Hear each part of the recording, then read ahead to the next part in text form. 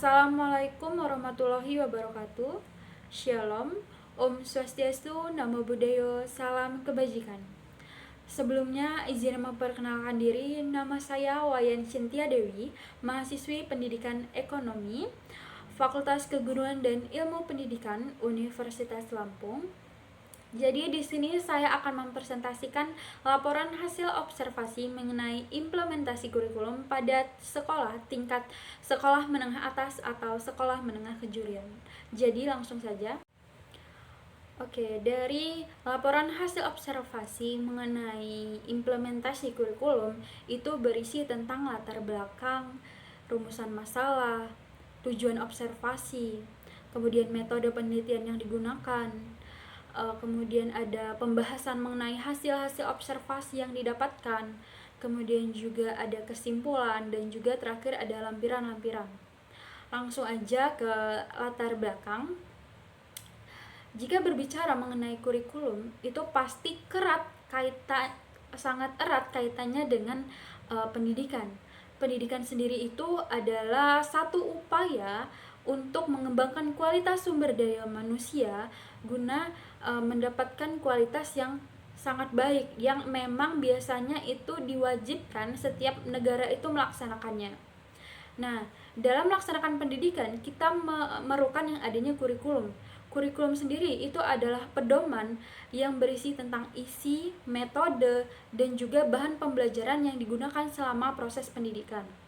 Di Indonesia sendiri, sudah banyak sekali terjadi pergantian kurikulum. Hingga saat ini, Indonesia itu menggunakan kurikulum Merdeka Belajar. Nah, pada observasi ini saya mengambil sekolah yaitu SMA Negeri 1 Banjar Agung yang terletak di Tulang Bawang tentunya, dan kebetulan saya ada salah satu alumni dari sekolah tersebut. Jadi itulah alasan saya mengambil SMA Negeri 1 Banjar Agung ini sebagai sekolah yang akan saya teliti. Oke, karena tadi saya sudah menetapkan SMA Negeri 1 Banjar Agung sebagai sekolah yang saya teliti, jadi di sini juga saya memiliki rumusan-rumusan masalah yang ingin saya ketahui. Yang pertama, tentang kurikulum apa sih yang digunakan di SMA Negeri 1 Banjar-Agung sehingga SMA Negeri 1 Banjar-Agung ini menjadi sekolah panutan yang memang setiap tahunnya itu selalu didatangi oleh ribuan siswa-siswa yang ingin mendaftar di SMA tersebut. Kemudian yang kedua, itu sejak kapan kurikulum itu digunakan dan juga bagaimana cara pengimplementasiannya. Yang ketiga, itu apakah sarana dan prasarana yang disediakan oleh sekolah untuk menunjang implementasi kurikulum itu dapat berjalan dengan lancar. Kemudian yang keempat itu ada bagaimana proses pembelajarannya, kemudian juga bagaimana evaluasinya, karena kan dalam sebuah pembelajaran seorang guru itu memerlukan adanya evaluasi kepada peserta didiknya itu guna mengukur kemampuan atau capaian pembelajaran siswa sejauh mana ia menangkap materi yang telah disampaikan.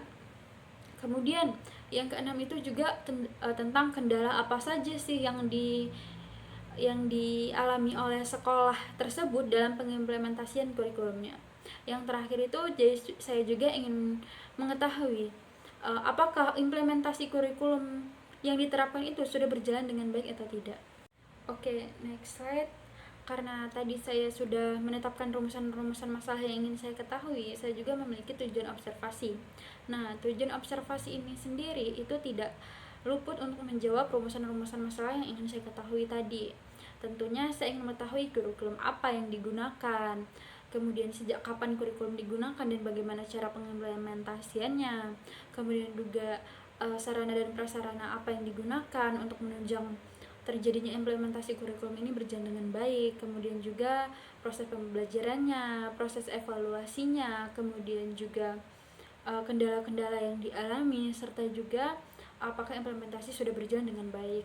Nah, tujuan observasi ini sendiri itu tentunya untuk menambah wawasan saya mengenai kurikulum tingkat sekolah menengah atas itu. Oke, next slide, lanjut ke metode penelitian. Jadi metode penelitian yang saya gunakan dalam observasi ini yang pertama yaitu dengan wawancara.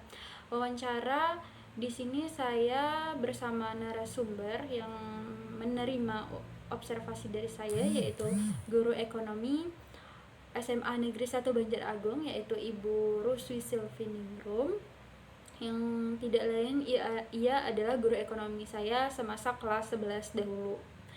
Jadi observasi ini dilaksanakan secara virtual karena adanya kendala di SMA Negeri 1 Banjar-Agung sudah melakukan UAS sehingga tidak ada proses belajar dan mengajar. Untuk waktu observasi ini sendiri itu di hari Jumat pukul 1 setelah Jumatan. Kemudian juga teknik analisis data yang saya gunakan itu melalui situs-situs online. Maksud dari situs-situs online itu seperti website sekolah tersebut. Kemudian juga saya setelah melakukan observasi, saya mengambil kesimpulan untuk menulis laporan hasil observasi ini. Oke, next slide. Sudah masuk di pembahasan, di mana yang pertama saya akan membahas tentang profil SMA Negeri 1 Banjar-Agung itu sendiri. Nah, SMA Negeri 1 Banjar-Agung sendiri ini terletak di Kecamatan Maurus Jaya, Kabupaten Tulang Bawang, Provinsi Lampung, di mana SMA Negeri 1 Banjar-Agung ini sudah menerima akreditasi A dengan perolehan nilai terakhir itu 96.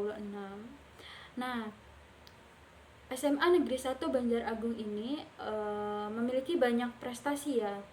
Salah satunya itu dinobatkan sebagai sekolah hijau dan juga perpustakaan terbaik tahun 2021.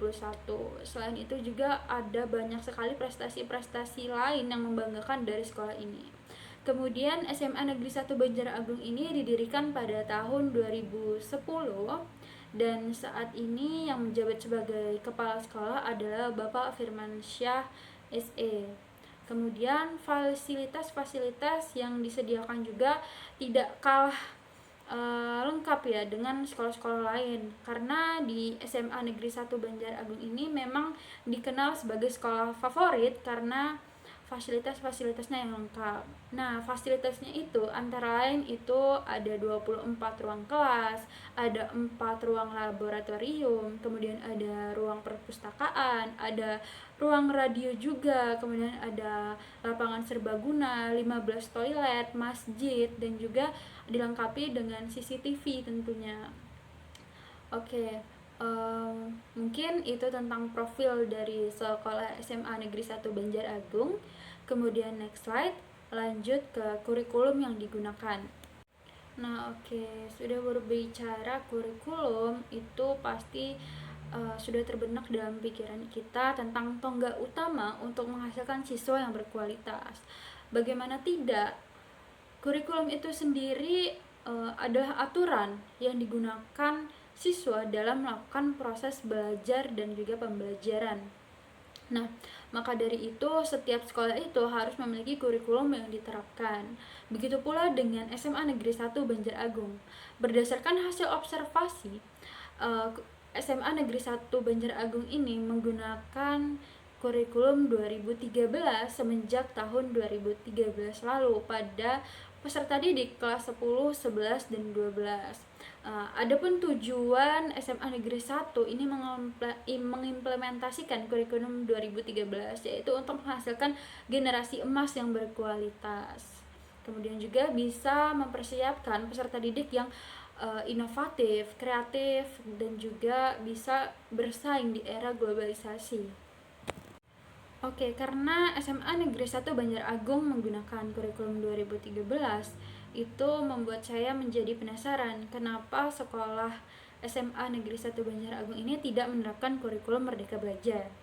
Karena dibuat penasaran, saya pun menghubungi waka kurikulum di sekolah ini untuk bertanya mengapa tidak mengimplementasikan kurikulum Merdeka Belajar. Beliau berkata bahwa kurikulum Merdeka Belajar ini akan diimplementasikan dengan adanya pendaftaran siswa baru tahun 2023 ini yang tentunya menjadi siswa kelas 10 nantinya. Oke, next slide, masuk ke asal mula penerapan kurikulum 2013 dan cara pengimplementasiannya. Oke, menurut hasil laporan observasi, SMA Negeri 1 Banjar Agung ini menggunakan kurikulum 2013 semenjak tahun 2013 lalu. Dari awal penerapannya, tentu juga terdapat banyak kendala-kendala yang dialami, tetapi seiring berjalannya waktu, guru dan juga peserta didik terus melakukan penyesuaian hingga saat ini pengimplementasian kurikulum 2013 ini dapat berjalan dengan baik. Nah, metode pembelajaran yang digunakan dalam sekolah ini juga itu berbasis IT atau teknologi informasi, sehingga dia memanfaatkan teknologi-teknologi canggih seperti smartphone dan juga TV Android, serta juga ada sambungan WiFi untuk disambungkan ke internet dalam memperoleh sumber referensi, dan juga siswa itu dilengkapi dengan ruangan khusus belajar komputer seperti itu. Kemudian next slide, lanjut ke sarana dan prasarana. Karena tadi metode pembelajarannya itu berbasis IT, sekolah juga pastinya harus menyediakan fasilitas-fasilitas yang memadai untuk berjalannya implementasi kurikulum itu dengan baik. Nah, berdasarkan hasil observasi, SMA Negeri 1 Banjar-Agung ini menyediakan TV Android di setiap kelasnya untuk bahan dalam berdiskusi dalam proses kegiatan belajar mengajar. Kemudian selain itu, SMA Negeri 1 Banjar-Agung juga menyediakan WiFi yang bisa disambungkan ke smartphone siswa, sehingga itu dapat membantu mencari sumber referensi pembelajaran nantinya. Nah, selain itu di setiap kelasnya juga dilengkapi dengan rak susunan buku referensi yang digunakan sebagai sumber belajar. Oke, mungkin itu sarana dan prasarananya. Next slide, lanjut. Oke, di sini lanjut itu tentang proses pembelajaran di SMA Negeri 1 Banjar-Agung. Berdasarkan hasil observasi, metode pembelajaran yang digunakan itu kan memang berbasis IT. Nah, di sini guru itu berperan sebagai motivator dan juga fasilitator. Nah, peserta didik ini dijadikan sebagai bahan utama di mana peserta didik ini diminta secara aktif untuk mengonstruksi pengetahuannya dan juga menambah pengetahuan seluas-luasnya dengan menggunakan fasilitas yang telah disediakan oleh sekolah. Nah, metode pembelajaran yang digunakan pada SMA ini juga itu berbasis dengan diskusi, kemudian pakem, sehingga siswa itu dapat memperoleh ilmu pengetahuan secara bebas. Nah, kebebasan ini diartikan sebagai kebebasan untuk mengemukakan pendapat, berdiskusi, kemudian menganalisis, dan juga menggali informasi sebanyak mungkin untuk mengonstruksi pengetahuan tersebut. Nah, selain itu, peserta didik juga itu dapat meningkatkan kreativitas, inovatif, dan juga produktivitasnya. Oke, next slide, lanjut ke proses evaluasi peserta didik.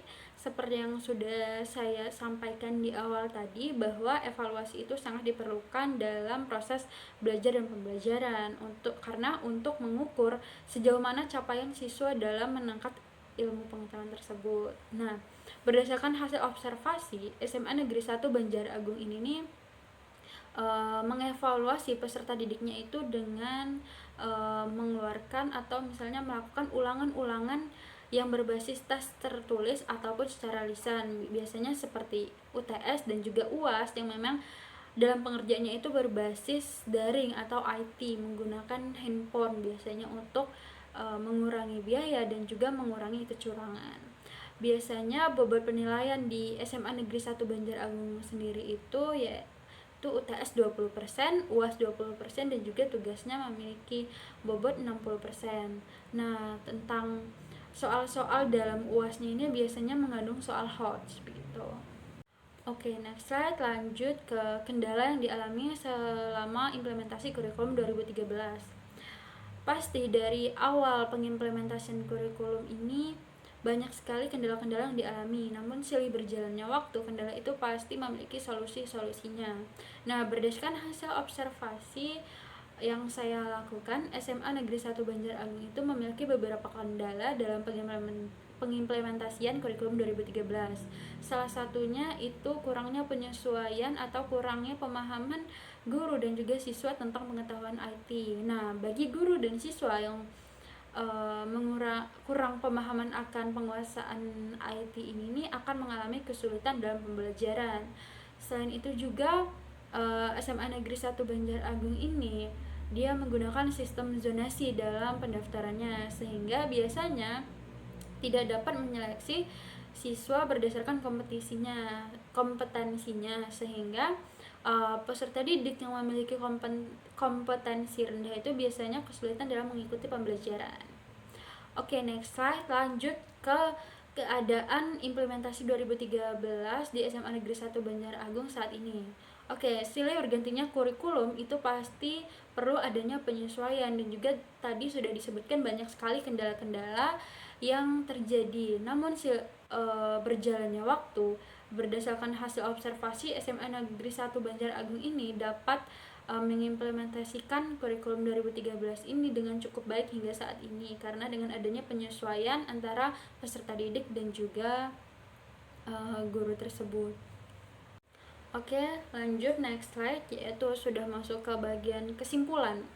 Oke, berdasarkan hasil observasi dan wawancara yang saya lakukan serta pengalaman saya selama menempuh pendidikan di SMA Negeri 1 Banjar-Agung, ini ada beberapa hal yang dapat saya sampaikan, yaitu SMA Negeri 1 Banjar-Agung merupakan SMA yang menjadi pelopor prestasi bagi sekolah yang ada di wilayahnya. Sekolah ini sudah terakreditasi A dan juga memiliki nilai akhir 96.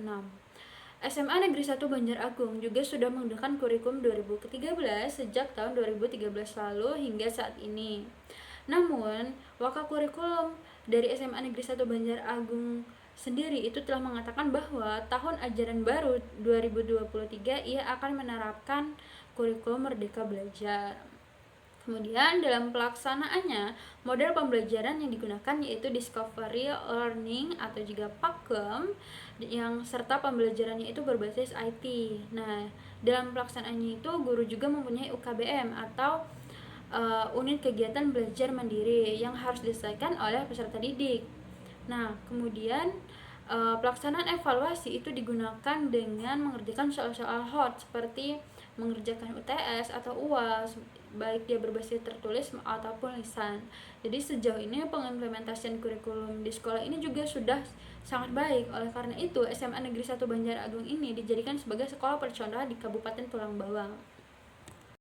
Oke, mungkin sekian pemaparan tentang laporan hasil observasi mengenai implementasi kurikulum yang dapat saya sampaikan. Saya akhiri. Wassalamualaikum warahmatullahi wabarakatuh. Shalom, Om Swastiastu.